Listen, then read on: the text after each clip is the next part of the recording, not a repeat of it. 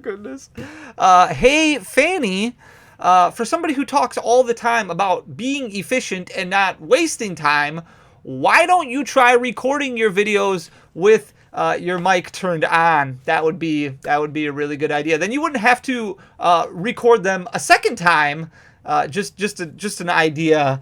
Way to go, amateur. That was really smart. Yeah, so that was last night. I recorded that first video, decided, oh, I'm gonna get ahead of schedule, I'm gonna record it, I'm gonna edit it, went in to edit it, and I was like, wow, way to mess that up. That was great. But I digress. What is going on, Fan Clan? Welcome back to the channel. That was Fanny Dantump. My name is Danny Fantump. I hope you guys are all doing well. We got some really good content this week, and that's why I record in advance, because I'm really excited to get through this. Today we're going to go over pull rate data from the entirety of the Sword and Shield block, which I'm really excited about because I am a firm believer that pull rates remain consistent for an entire gen. They remain consistent for an entire block of a generation. So we saw different pull rates in XY, we saw different pull rates in Sun and Moon, and then we saw different pull rates in Sword and Shield, probably because there's additional cards, additional rarities, things like that. But I do think that the main series sets that release, like Evolving Skies, for example, even though there's a little bit different cards in Evolving Skies than there is in like Lost Origin, full art trainers, like they have similar pull rates throughout the entirety of the Sword and Shield block. So we're going to look at that. Then Thursday, we're going to come back. We're going to look at Silver Tempest from a pre-order standpoint, look at pre-order prices, look at the impact that the short print run might have on the set, because it is short printed. And then Friday, we're going to bust into some Silver Tempest finally, give some away. It's going to be a lot of fun. So make sure you come back, hit that subscribe button down below. If everybody sends this video and says, hey, look at my friend Fanny, he's kind of a dummy, give him a subscribe. Give him a subscribe. I'm not very smart either. We'll be at like 100K in no time, and then we can break open these vintage booster boxes and give away everything inside of them for free. It's going to be absolutely amazing. It's going to be like the biggest, most epic giveaway on YouTube. I cannot wait to it. Leave a like, leave a comment down below. Say, way to go, Fanny. I would really appreciate it. I'm going to flip you guys around so that way you can see exactly what I'm talking about. I did a little bit more design work with this one, put all of the sets that we're going to look at. So I went and I compiled data from all the Sword and Shield sets, just the main series ones that I really wanted to look at.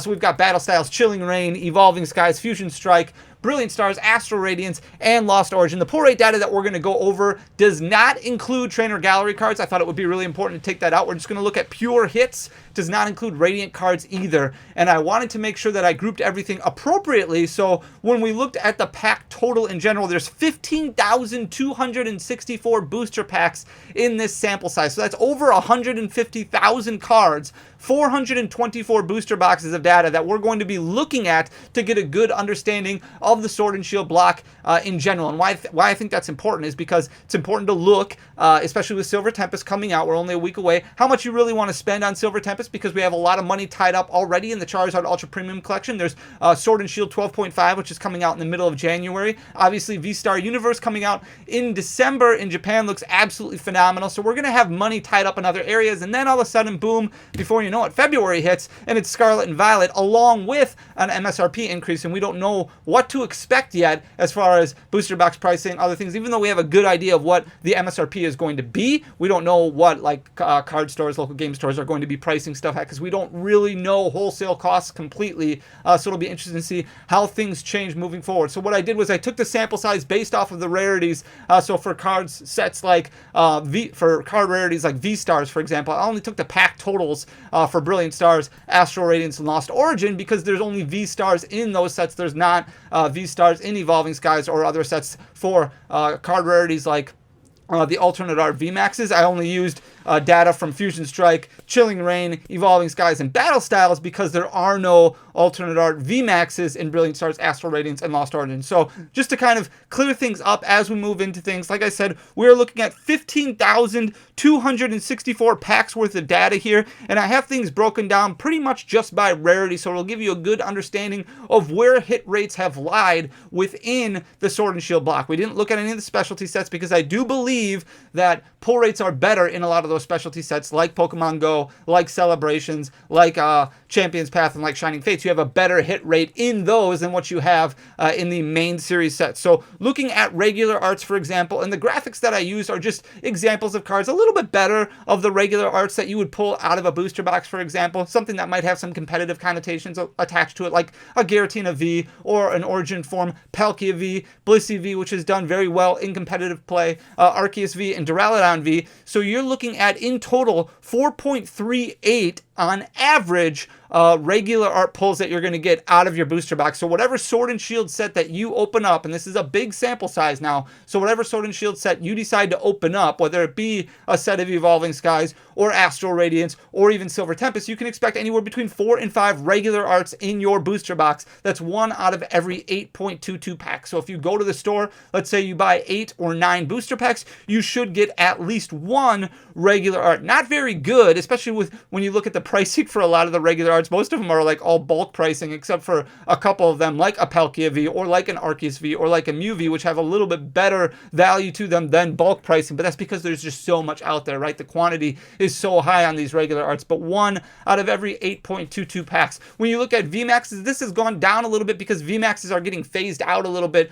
We started seeing Vmaxes very heavy early on in the Sword and Shield block, especially with Ice Rider, Calyrex, all those that came out right around the time of Battle Styles and Darkness Ablaze. We saw a lot of Vmaxes, even though we didn't include Darkness Ablaze in this pull rate data. We had a lot of Vmaxes in those sets. As Vmaxes started phasing out and Vstars coming in, a set like Lost Origin, for example, only had 1 Vmax in it, which was the Kyurem Vmax, which is going to hurt this sample size a little bit and make the numbers a little bit lower, because when there's less available to pull, your pull rates are going to be worse. 0.85 per box, whereas earlier on in the Sword and Shield block, you're going to have a little bit higher, closer to that 2 mark, but that's being replaced by Vstars. So 0.85 per box. So every 42.35 packs, you're going to pull about 1 Vmax. So if you go to the store, you just buy a random 43 booster packs from out the Sword and Shield block. Let's say you get some Chilling Reign, you get some Evolving Skies, you get some Lost Origins, some Astral Radiance, and some Brilliant Stars. You're going to pull about 1 out of every 43 packs that you pull off the shelf. When it comes to V-Star, getting a little bit better as more and more V-Stars appear in sets. So Brilliant Stars, for example, started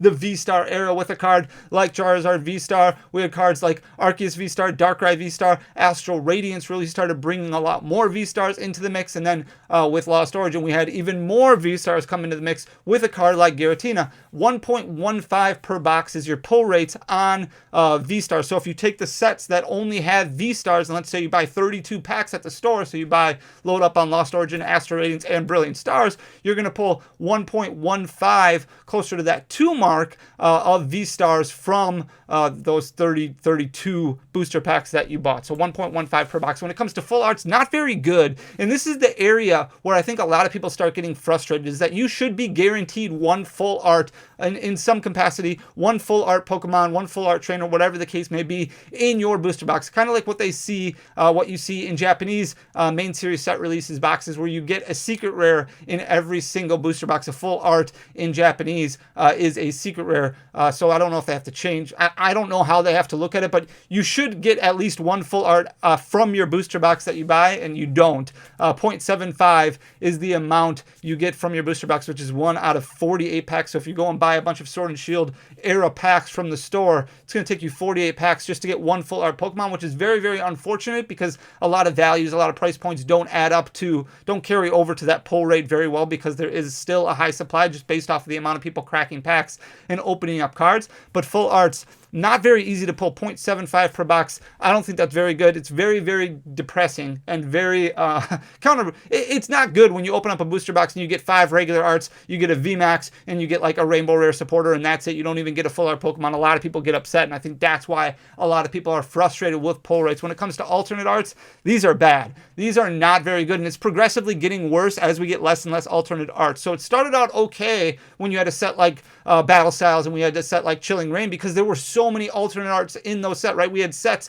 that had over 100 ultra rares like Chilling Reign and Evolving Skies, and you had a lot of different alternate arts that you could pull. But as we digress, get less and less alternate arts, like from Astral Radiance we had 4, Brilliant Stars we only had 6, and then Lost Origin we only had 4, and then here we are with Silver Tempest only getting 4 more. As we get less and less alternate arts, they appear harder and harder to pull. So 0.24 per box throughout the battle styles up to the Lost Origin sets. That's not very good. 150 packs, so you need about 4 booster boxes in order to pull 1 alternate art, which starts getting people pretty frustrated. And then when it comes to FA Trainer, full art trainers getting even worse. Full art supporters, 0.4 per box, so 1 every 2 boxes roughly, a little bit more than that. 1 out of every 90 packs is what it's going to take for you to pull a full art supporter. If we look at rainbow rares, not much better and still very bad.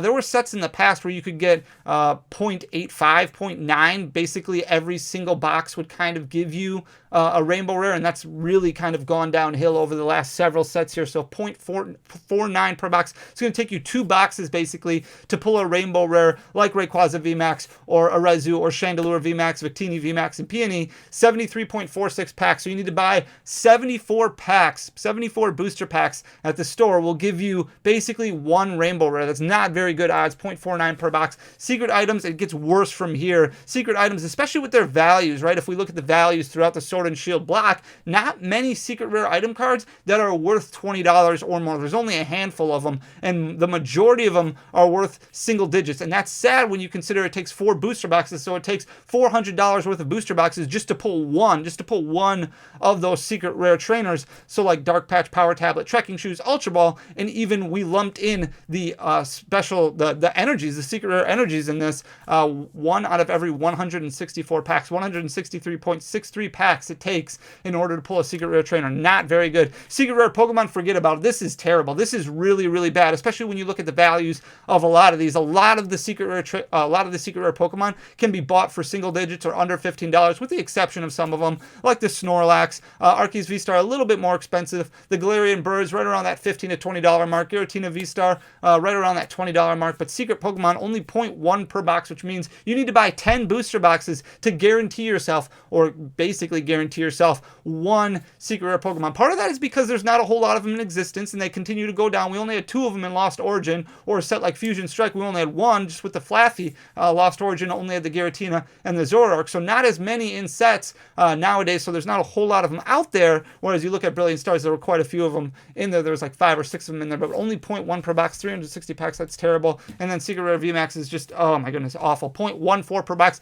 I assumed it would be about 1 per case, but it's worse than that. 1 out of every 257.14 packs. So if you want to pull a secret rare VMAX, you need to go to the store. You need to buy 258 booster packs of a mix of Evolving Skies, Chilling Reign, Fusion Strike, and Battle Styles. And out of those 258 booster packs, you should pull 1 secret rare VMAX. If you are ahead of schedule, if you're doing better than that, if you've bought 20 of them, let's say, and you pulled one, then hey, your luck is really, really good. But it is very possible that you could buy 300 packs of these and not pull a single one. And that's why people get so expensive. That's part of the reason that you see some of these really taking off in price, like the Gengar VMAX, which has shot up so much, or the Umbreon VMAX that has shot up to $600. I do believe that there's manipulation where there's buyouts happening, where the price points are getting forced higher. But I think part of that is because people assume, hey, the pull rates are so bad, these should be more expensive than what they are. And that's kind of driving the prices up. But 258 booster packs, not very good pull rates whatsoever. So they need to fix something like this. They need to fix something like this as we move into Scarlet and Violet. And the reason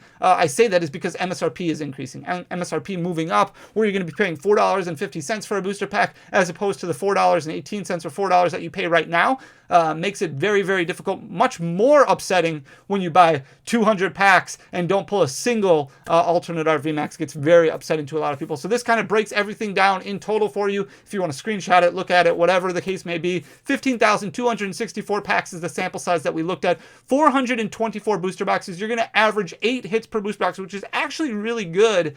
Getting 8 hits per booster box, if you compare that to Black and White, XY, Sun and Moon, you're getting more hits per booster box nowadays than you used to. But if you compare it back to like the original base set, Team Rocket, Jungle, Fossil, well, you got 12 hits, 12 holographics per booster box. If you kind of translate that over, 8 ultra rares per booster box doesn't really carry over well, which is good. Why they added in their radiant cards in the trainer gallery. That makes things look a lot better, makes things feel a lot better, but only 8 ultra rares that you're actually pulling per booster box. Still not bad, better than what it used to be, but not as exciting when you open up a booster box. Average regular arts 4.38, Vmax per box 0.85, Vstar per box 1.15, average full arts per box 0.75. I think that number needs to get better.